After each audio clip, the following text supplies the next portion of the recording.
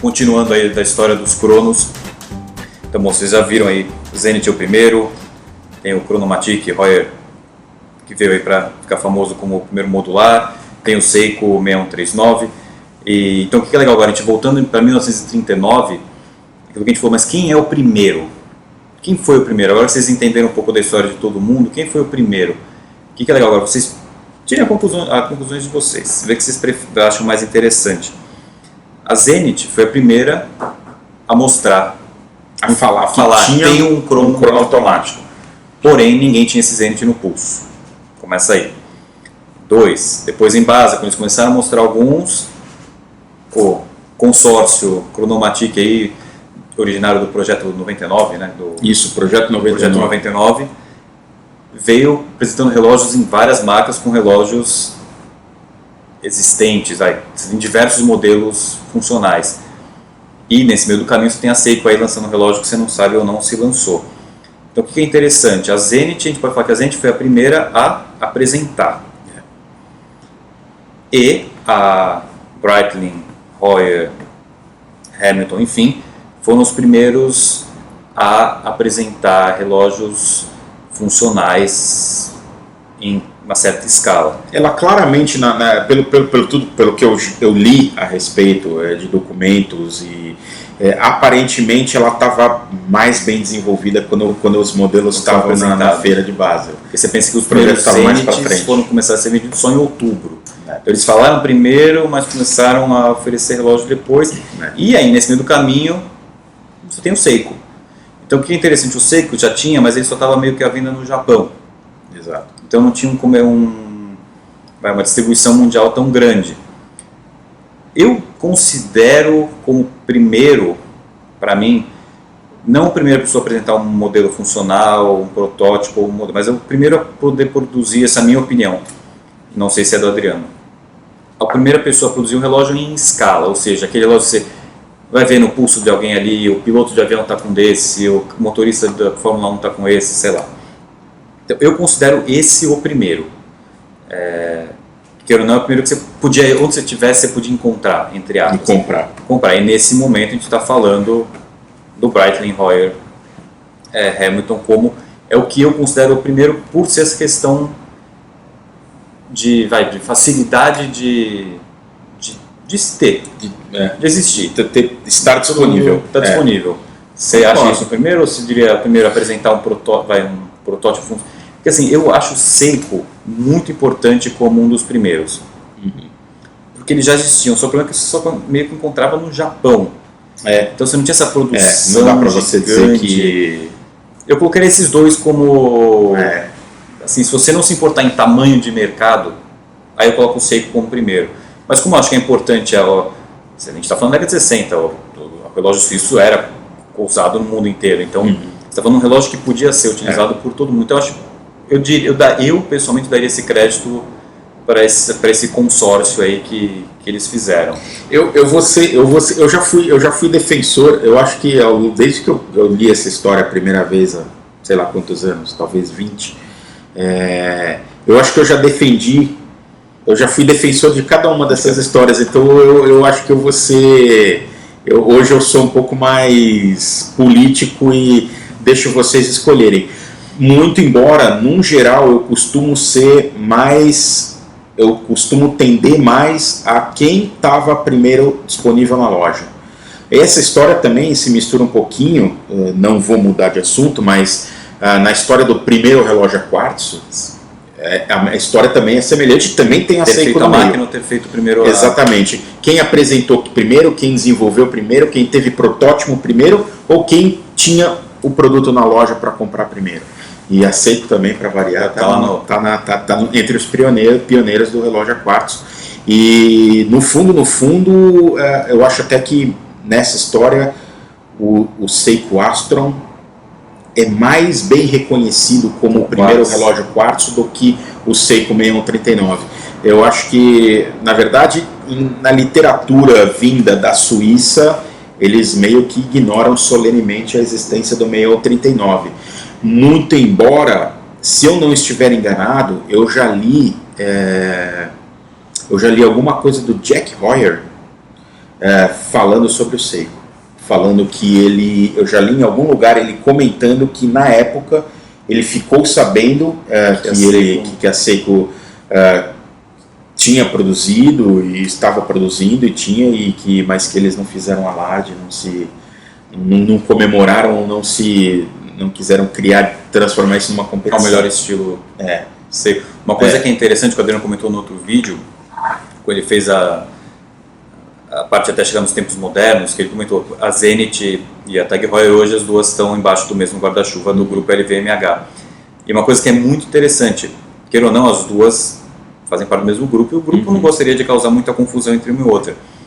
E eles anunciam tanto o Heuer quanto o Zenith como sendo os primeiros, mas eles dão uma especificada no ponto que é o real. Ou seja, os Heuer são os primeiros cronógrafos modulares.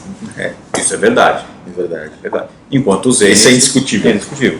Enquanto o Zenith é o primeiro cronógrafo high beat, de alta frequência. Que também é indiscutível. Por quê? Porque a gente tem o maldito Seiko aí no meio do caminho. E aí, onde você vai colocar o Seiko veio primeiro que o Zenith? Não veio? Eles vieram com essa para a Seiko não fala nada. Para desfazer um desconforto, já que as duas marcas estão dentro do grupo. Inclusive falando que são primeira e...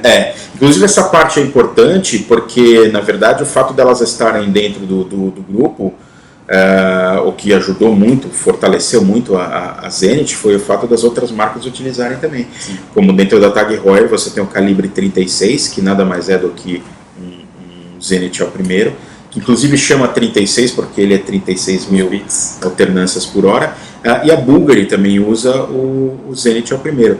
Se for um pouquinho além, os relógios Louis Vuitton também usam o Zenith é o primeiro. Sim, tem Louis Vuitton. É que, na verdade, os relógios Louis Vuitton não são tão populares entre nós, num geral. São relógios extremamente bem feitos, cabe dizer. Eu já tive vários na mão, os relógios são impecáveis. Eu sei que a gente vai torcer um pouco o nariz, porque isso não é marca de relógio, mas os relógios são espetaculares. E ela usa o Zenith ao primeiro. Ao longo desses anos, principalmente depois da aquisição do pelo LVMH, a Zenith desenvolveu inúmeras variantes do El Primeiro. Uma delas, o El Primeiro hoje, acho que desde 2010, ele tem quase todas as versões, ou em todas, escapamento de silício. Roda de escape de silício, âncora de silício, veio as versões Open Heart, que de gosto um pouco discutível, eu não sou muito fã. Tem o Striking Intent, que é muito legal, ele é uma espécie de um foudroyante, ou seja, ele tem um ponteiro que gira muito mais rápido do que a velocidade normal, e pelo fato dele ser 36 mil alternâncias por hora, se você dividir isso pela frequência por segundo, são exatamente 10 passinhos do ponteiro por segundo, por essa razão que ele consegue medir o décimo de segundo. E, na verdade, você fazer isso se ele não for com essa frequência, fica meio estranho, porque fica capenga. Você mede oitavos de segundo. Quem que mede alguma coisa em oitavos de segundo? Ninguém. E esse Striking Intent é fantástico. Bom, uma coisa até que eu queria mencionar que eu acho uma coisa interessante, porque hoje quando você vê as pessoas falando, quem foi o primeiro? Você sempre ouve o quê? Zenith e Heuer Breitling. E você não ouve do 6139. E uma coisa que, na minha opinião, é muito fundamental para isso é o quê? Tudo bem, o Heuer a gente tem aí, até hoje todo mundo fala dele. A Zenith passou esse tempo de produção que sumiu e depois voltou como o Zenith é o primeiro. Só que o 6139 você não acha mais. Ele não é um modelo atual. Você não vai na loja comprar um 6139. Então não é uma coisa que está na cabeça das pessoas. Não está todo mundo falando, não, esse é o primeiro crono, esse é o crono da Seiko. Você tem o 6139 lá, que foi feito até a década de 80, não lembro. 70 e tanto. 7, mais ou menos. E aí ele parou, aí virou 6138, enfim, vai tendo todas essas variações. Então é uma coisa meio esquecida, porque a Seiko também não está se importando com essa coisa de, não, eu fui o primeiro, porque a Zenith, não, eu primeiro, a reedição deu o primeiro, agora esse é o primeiro com variação, não, mas eu primeiro, eu fiz primeiro. Até em português fica bom, né? Eu primeiro, né? Eu primeiro. Falar rápido. E o Heuer tá lá, faz a graça, crono, não sei o que, reedição do primeiro, né? Faz toda essa viagem. Então eu acho isso interessante, que o Seiko ele acaba, assim, ele não é muito conhecido. Se você sai um pouco desse meio dos doentes que ficam pesquisando isso e acham isso interessante, e você faz parte, porque você está na segunda parte de um vídeo desse. Tirando o lado de fora disso, as pessoas não sabem muito. Você sabe pelo marketing do grupo RVMH gigante, que fala: o Zenit é o primeiro crono. Exato. High frequency, que é a única coisa que eles falam de verdade. Tá, aqui ó, o primeiro crono modular. Então você não tem essa propaganda da Seiko. Isso é interessante, porque acaba ficando esquecido, sendo que é possível você considerar o Seiko 6139 como o primeiro crono automático em produção, à venda. Tudo bem, especificamente talvez no Japão ou não, como a gente estava comentando. Só que é um relógio extremamente importante, e é um relógio que hoje você compra por miséria. Se você pensar no fator histórico do que é o relógio. E olha que já subiu muito de preço, hein? Hoje, lá fora, você compra um 639 por $200. Se você achar um ok. Bem, a gente está falando aqui no Brasil, um 639 está entre 1,5, 2, 2,5, depende do estado. Enfim, tem todas essas variações de mercado que tem. Só que, você compara isso, quanto você acha que custou hoje um Zenit, o primeiro de 1900 da década de 70, para colocar no tempo? Vale uma fortuna. Então é muito interessante isso, queira ou não. Em mercado atual, eu acho o 6139 um relógio espetacular para você ter numa coleção, um relógio extremamente importante. Extremamente importante. Você tem um crono original da década, que possivelmente nos primeiros movimentos crono automático, se não o primeiro. É muito legal isso. Um relógio que não é caro, um relógio que se você você fala, não, vou comprar, você consegue dar um jeito de comprar. Só para você ter uma ideia de como essa história nunca foi muito levada, nunca se pagou caro por ela. Eu tenho minha ligação com o Seiko 6139 é um pouco especial, como eu já comentei, vocês sabem que o que despertou a minha curiosidade por relógios foi um Seiko. E o meu primeiro relógio assim de coleção, um pouquinho mais caro, foi justamente um Seiko 6139 que eu tenho até hoje. Eu tive vários, tive um monte de 6139, um monte de 6138. Eu vou te falar que eu acho que o mais caro que eu devo ter comprado deve ter sido R$450. Você achava por 150, imagina, 180, 250, eu comprei um monte por esse preço. É o famoso reloginho velho de gaveta que alguém achou em casa. Ninguém dava nada para ele. Eu não sei, eu tenho até minhas dúvidas, posso estar sendo um pouquinho pretensioso, mas uma das coisas que até me levou para esse, eu estou me lembrando disso agora, hein? Uma das coisas que me levou para esse meio da relojaria, entre ela deixar de ser um hobby para eu virar um profissional da área, um artigo que eu escrevi na internet contando a história do 6139. Foi uma das primeiras coisas que eu fiz um pouco mais especializadas assim, faz muitos anos. E foi meio que isso que puxou uma coisa para outra, e eu posso até ser um pouquinho pretensioso, mas eu tenho a impressão de que quando eu coloquei esse artigo no ar, que eu nem sei se ele ainda está no ar em algum lugar, talvez sim, e acho que deve ter versão dele em inglês, na época eu traduzi, deve estar por aí, na internet. Eu tenho a leve impressão de que os preços deram uma subida.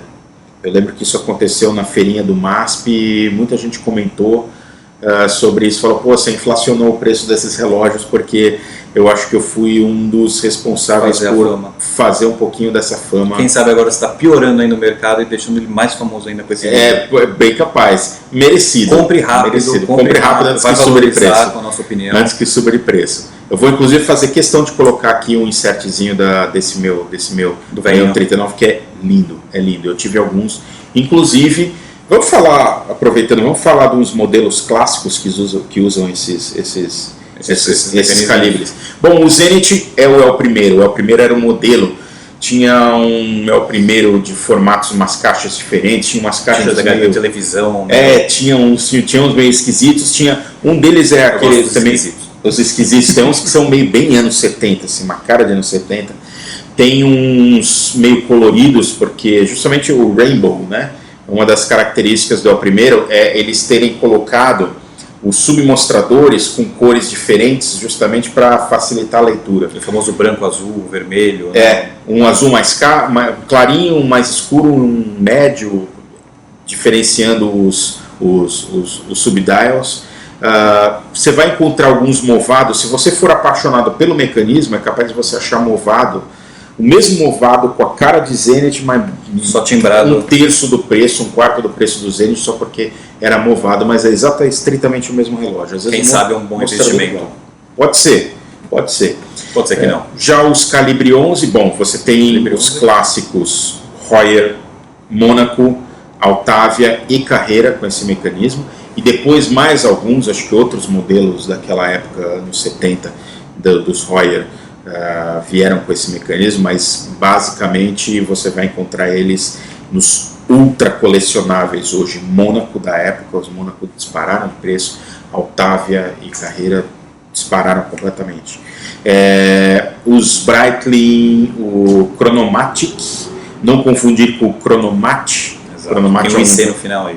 Que tem um Chronomatic, então chamava Heuer. O Chronomat é o crono sem automático, vai.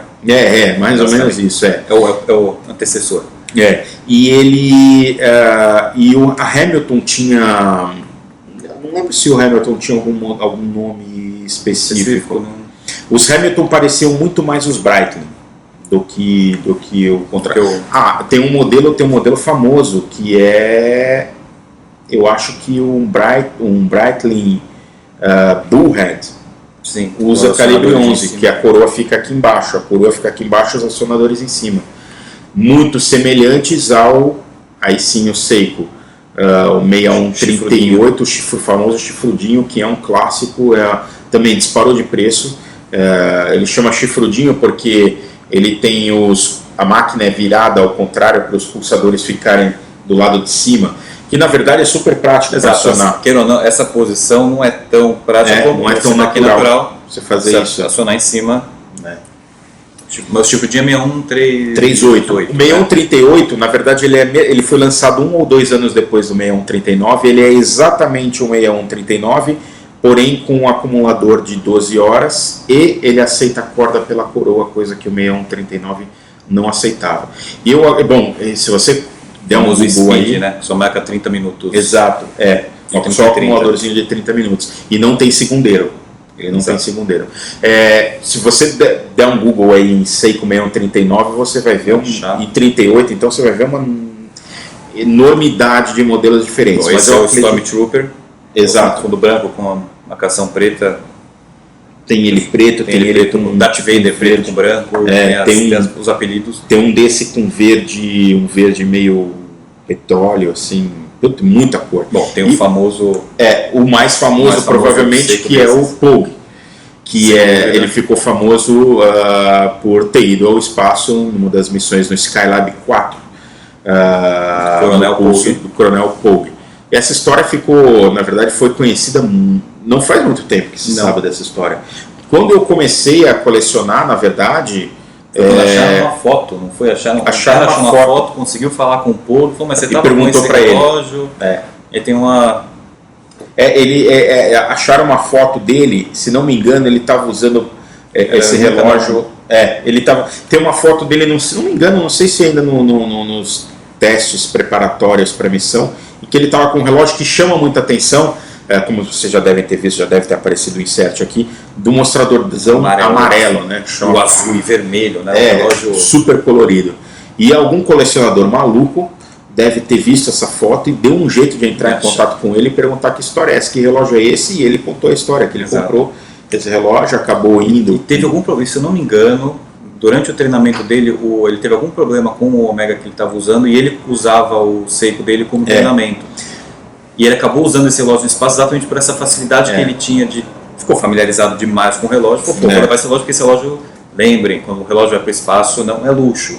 É uma ferramenta de função, então para ele era mais prático. Isso é o que eu li numa carta dele, tenho quase certeza. Tem uma história assim, eu não lembro se eles não tinham algum Speedmaster para ele usar no treinamento. Ele pegou dele mesmo, pegou esse Seiquinho dele aí. Então, e essa história não é tão antiga, isso sozinho deu um boom nos preços de todos os 6139, mas especificamente essa referência que é o 6139, 6002 ou 6000, 6000, 6002, dependendo do mercado que ele era destinado. Enfim, hoje um Pogue em ordem é um dos mais... Eu acho que lá fora já bateu $1 milhar já. Ah, sim, acredito que sim. $1.000, $2.000, acredito que sim. Em ótimo estado. E é isso, na verdade, veja, entre esses três, o único que dá para porque eu vou te falar, o Heuer com calibre 11 ou o Breitling com calibre 11, mas principalmente o Heuer tá fora da curva, não é mais para colecionadores mortais. Eu vivi a época em que ainda era para colecionadores mortais, eram caros, mas justos. Né? Olha, eu vou te falar que eu devo ter visto Mônaco igual do Steve McQueen há 15 anos atrás, olha, o cara que era louco, e todo mundo chamava de ladrão, vendia por acho que R$12 mil, imagina, R$14 mil. O dia que passou de R$20 mil, eu falei, esse cara tá louco, esse cara não vai vender nunca. Dá um Google aí, você vai descobrir quanto vale um Heuer Mônaco originalzinho Steve McQueen com calibre 11, você vai ver. Então, e o primeiro também. Não, o primeiro sim, então muito difícil de achar, é o primeiro da primeira leva deles, né? Enquanto o Seiko ainda é acessível. Lógico que foi produzido numa quantidade bem maior, não monstruosamente maior, mas bem maior, mais fácil de achar no Brasil. Isso é um pouquinho mais difícil achar em bom estado, porque você tem que lembrar que a gente está falando de um relógio barato. Não era um relógio super luxuoso. Exato. Então a galera usava mesmo sem... Os relógios normalmente são muito usados.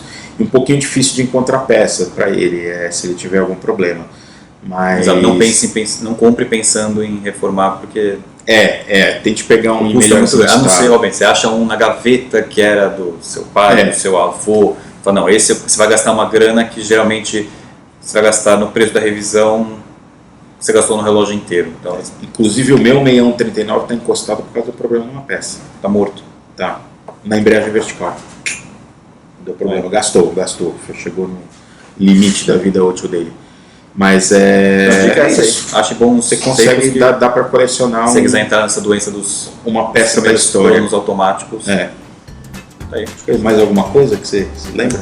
Acho que é isso. Acho que é isso aí. Espero que aguentou até agora. Tenham gostado. Parabéns. Dessa parte da história. Valeu. Valeu. Até o próximo.